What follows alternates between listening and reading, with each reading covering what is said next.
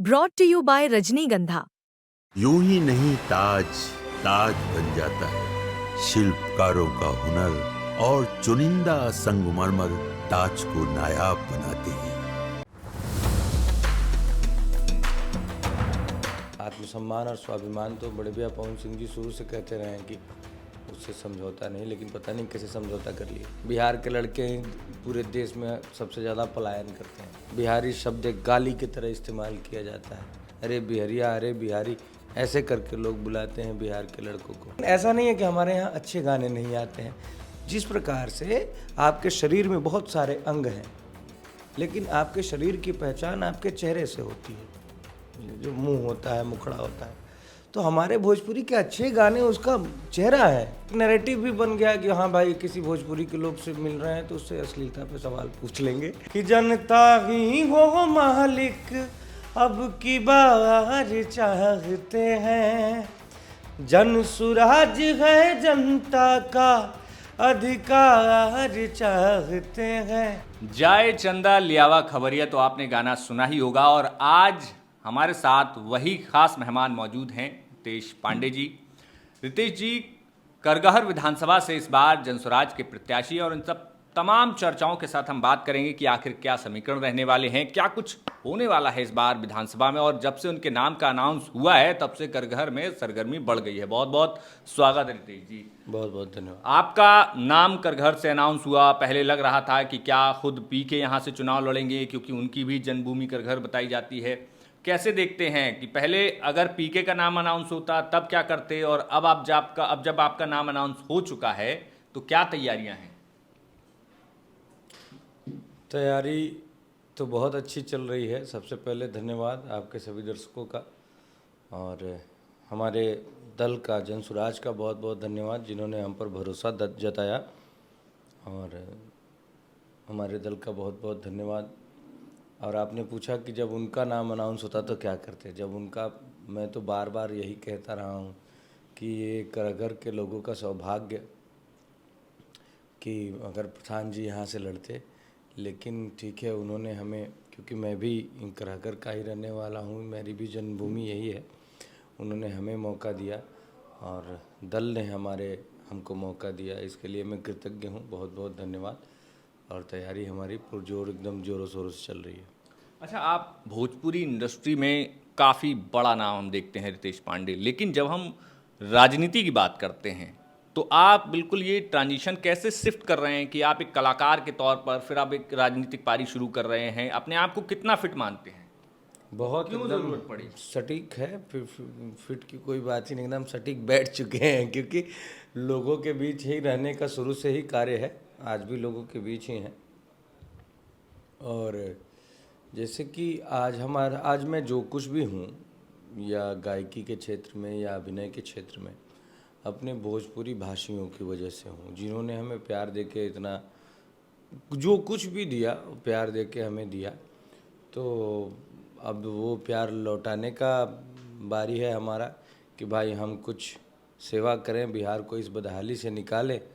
जिस प्रकार से गरीबी, आज भी हमारे सबसे गरीब राज्य बिहार ही है पूरे देश में। आज से 50 साल पहले भी था और आज भी है। आज से 50 साल पहले भी समझिए, पढ़ाई लिखाई, शिक्षा दीक्षा, साक्षरता दर में सबसे नीचे था और आज भी सबसे नीचे ही है। बिहार के लड़के ही पूरे देश में सबसे ज़्यादा पलायन करते हैं। बिहार, हर दिल्ली, बम्बई, गुजरात, फरीदाबाद देखिए, जहाँ भी देखिए, बिहार के लड़के जाके मजदूरी कर रहे हैं, और मजदूरी सम्मान से नहीं कर पा रहे हैं। बिहारी शब्द एक गाली की तरह इस्तेमाल किया जाता है। अरे बिहरिया, अरे बिहारी, ऐसे करके लोग बुलाते हैं बिहार के लड़कों को। तो अब हमारी बारी है। जब हमने देखा कि आदरणीय प्रशांत किशोर जी भाई अब इतना बढ़िया प्रयास कर रहे हैं बिहार को बदलने का, बिहार को बदहाली से निकालने का, तो मैं अपनी जिम्मेदारी एक बिहारी होने का कर्तव्य निभाते हुए आ गया हूँ उनका साथ निभाने के लिए। अच्छा, आपके साथ एक और कलाकार की सबसे ज़्यादा चर्चा थी, वो थे पवन सिंह। पवन सिंह का आपने 2024 के लोकसभा चुनाव में काफ़ी समर्थन भी किया, उनके लिए काफ़ी प्रचार भी किया, लेकिन अब जो है, आपने कहा था कि जब वो उपेंद्र कुशवाहा से मिले, उन्हें नहीं मिलना चाहिए था, या जिस तरीके की तस्वीरें आई थी वो नहीं होना चाहिए था। और अब उन्होंने अब चुनाव लड़ने से साफ तौर पर कहा है कि मैं चुनाव नहीं लड़ूंगा। क्या देखते हैं, आखिर हुआ क्या पर्दे के पीछे? मैं तो वहाँ था नहीं कि हमें पता चले कि पर्दे के पीछे क्या हुआ, लेकिन जो भी हुआ वो होने को कौन टाल सकता है, हो गया। लेकिन ऐसा होना नहीं चाहिए था। हाँ भाई, आप कोई भी काम सम्मान पूर्वक करना चाहिए, आत्मसम्मान को बना के रखने करना चाहिए। और आत्मसम्मान और स्वाभिमान तो बड़े भैया पवन सिंह जी शुरू से कहते रहे हैं कि उससे समझौता नहीं, लेकिन पता नहीं कैसे समझौता कर लिए। तो जितनी अभी जब वो बीजेपी में शामिल हुए दोबारा से और जितनी खबरें चली, क्या आप मानते हैं उनका कुछ असर रहा या फिर कुछ पॉलिटिकल प्रेशर जिस वजह से उन्होंने ये ऐलान करना पड़ा कि मैं जो है चुनाव नहीं लड़ूंगा, चाहे फिर वो पत्नी का मामला हो? अब देखिए भैया, हम पारिवारिक मैटर में कुछ नहीं बोल सकते हैं, घरेलू मैटर है, इसमें हम कुछ नहीं बोल सकते हैं। राजनीतिक बात है तो उसमें मैं बात बोल सकता हूँ, राजनीतिक कोई भी बात हो उसमें अपनी बात को रख सकता हूँ, लेकिन पारिवारिक मैटर में मुझे नहीं लगता है कि उचित होगा हमारा बोलना। अच्छा, एक चीज़ हम देखते हैं एंटरटेनमेंट इंडस्ट्रीज़ में खास तौर पर कि बॉलीवुड में जो अभिनेता हैं वो सामाजिक मुद्दों और पॉलिटिक्स से काफ़ी बचते हैं और दूर रहते हैं। वहीं जो भोजपुरी इंडस्ट्री है उसमें कई तमाम जो बड़े चेहरे हैं वो खास तौर पर राजनीति में उतरते हुए दिखते हैं या फिर राजनीति में सक्रिय दिखाई देते हैं और मुद्दों की बात भी करते हैं। वहीं दूसरी तरफ आरोप लगाया जाता है कि भोजपुरी इंडस्ट्री में अश्लीलता है और तमाम कई सारे आरोप लगते हैं। तो ये दो जो लाइनें हैं कि एक तरफ राजनीति और सामाजिक मुद्दों पर भोजपुरी इंडस्ट्री के तमाम जो अभिनेता हैं वो बोलते हैं, लेकिन दूसरी तरफ जो अश्लीलता का आरोप भी लगता है, कैसे देखते हैं दोनों? बोलना चाहिए, देखिए बोलते हो तो अच्छा ही है भाई, जो भी, क्योंकि आज से पहले राजनीति का ना अपराधीकरण हो गया था 90s के दशक में, और उसके बाद भी अभी भी बहुत सारे अपराधी हैं जो नेता हैं, वो मर्डर केस जिन पे चलता है वो नेता होते हैं। पहले था कि भाई हाँ भाई गुंडई कर लो, बदमाशी कर लो, फिर नेता बन जाओ। उससे तो 1000 गुना लाख गुना अच्छा है कि भाई बढ़िया कलाकार, डॉक्टर, इंजीनियर, वकील, ये लोग समाज के लोग राजनीति में आए, ये तो बहुत अच्छी, अपराधियों से तो लाख गुना बेहतर है ना भाई। अब देखिए विडम्बना कि हमारे बिहार के उप मुख्यमंत्री पे 6-7 लोगों के मर्डर का केस है, और फर्जी सर्टिफिकेट एडमिट कार्ड 10वीं का दे के वो बाहर आए हैं। वो तो जांच होगी तो फिर से जाएंगे। ये तो अपराधीकरण, राजनीति का अपराधीकरण का ही देन है। दूसरी बात जहाँ तक रही अश्लीलता वाली बात, तो ये देखिए आरोप जो लगता है, हमारे भोजपुरी में सैकड़ों बहुत अच्छे अच्छे गाने आते हैं, बहुत अच्छे अच्छे गाने आते हैं, लेकिन एक थॉट, एक माइंड प्रोसेस बन गया कि भोजपुरी के बारे में ये बोलना है। ऐसा नहीं है कि और कहीं नहीं है, हर जगह है। सारी उंगलियां एक बराबर नहीं होती। अब बीए पास फिल्म देखिए बॉलीवुड का, आप बहुत सारा बॉलीवुड का कंटेंट देखिए, लेकिन आप लोग उस पर बात नहीं करते हैं, ठीक है ना। लेकिन भोजपुरी में आप लोग का एक माइंडसेट बन चुका है। आप भोजपुरी का पिछला गाना कौन सा सुने थे? कोई अच्छा गाना? बहुत सैकड़ों गाने अच्छे आ रहे हैं, आप लोग सुनते नहीं हैं। लेकिन विडम्बना यह है कि आपके पास वही पहुंचता है, क्या कर सकते हैं। और एक नैरेटिव भी बन गया कि हाँ भाई किसी भोजपुरी के लोग से मिल रहे हैं तो उससे अश्लीलता पे सवाल पूछ लेंगे। लेकिन ऐसा नहीं है कि हमारे यहाँ अच्छे गाने नहीं आते हैं। जिस प्रकार से आपके शरीर में बहुत सारे अंग हैं, लेकिन आपके शरीर की पहचान आपके चेहरे से होती है, जो मुंह होता है, मुखड़ा होता है। तो हमारे भोजपुरी के अच्छे गाने उसका चेहरा है, प्लीज़ उससे पहचान गया। जाए चंदा, हमारे खुद के बात ले लीजिए तो जाए चंदा से लेके सबसे नीक बाटे सैया किसानी, भैया हमार राम जैसन, बहुत सारे गाने हैं, सैकड़ों देवी गीत, सैकड़ों छठी मैया के गाने, सैकड़ों भोले बाबा के भजन। अब भाई शरीर में गुप्तांग भी तो होता है, गुप्तांग से पहचान थोड़ी होती है शरीर की। शरीर की पहचान तो चेहरे से होती है।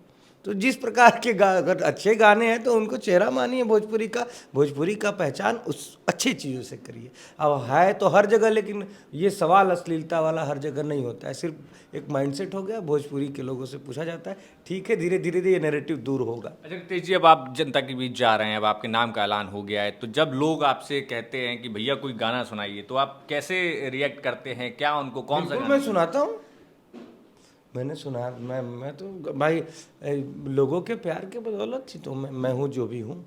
तो हमारी जनता हमसे अगर कहती है, हमें आदेश करती है, तो मैं सुनाता हूँ गीत। अभी अगर जनता के लिए कोई गाना सुनाना चाहें आप। मैं अपने जनसुराज के लिए गीत बनाया हूँ, वही गाना सुनाता हूँ। कि जनता ही हो मालिक अब की बार चाहते हैं, जन सुराज है जनता का अधिकार चाहते हैं, रोजी रोजगार चाहते हैं, नया बिहार चाहते हैं, रोजी रोजगार चाहते हैं, नया बिहार चाहते हैं। आखिरी सवाल कि अब जब करघर में आप जा रहे हैं तो क्या मुद्दे रहेंगे जिन पे सबसे पहले आप काम करेंगे जीतने के बाद, और वो कौन से समस्याएं दिखती हैं जो कि सबसे ज़्यादा आपको लगता है कि इन पर काम करने की ज़रूरत है? देखिए, हमारे पूरे बिहार की अगर समस्या कहें, सबसे बड़ा समस्या है पलायन। क्योंकि हम अपने गांव की भी बात कर रहे हैं, कई घरों में ताले लग चुके हैं, पूरा का पूरा परिवार पलायित हो चुका है। लोग बाहर जाके रोजी रोजगार कर रहे हैं। जो गरीब आदमी होता है ना, जो मजदूरी करने बिहार से बाहर जाता है, वो तो लास्ट में आता है बिहार। लेकिन जो मध्यम वर्गीय परिवार हैं, जो थोड़े संपन्न परिवार हैं, जो अपने बच्चों को पढ़ने के लिए पलायित कराते हैं बिहार से। अब देखिए कितनी बड़ी विडंबना है कि ये ज्ञान की भूमि है, यहाँ भगवान बुद्ध को ज्ञान मिला, भगवान महावीर का जन्म हुआ, ये बक्सर में भगवान राम आके शिक्षा दीक्षा प्राप्त किए। ऐसी भूमि से लोग शिक्षा पाने के लिए भी पलायित हो रहे हैं।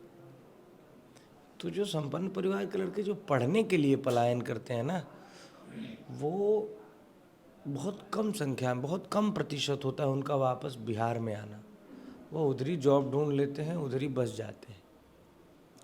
तो गरीब तो आता भी है, गरीब आदमी बिहार में, लेकिन वो लोग जो पढ़ने के लिए जाते हैं वो नहीं आते।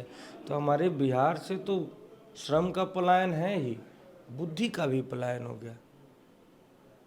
अब जो बुद्धि का ही पलायन हो जाएगा तो क्या होगा बिहार का? और पूंजी का पलायन तो हो ही रहा है।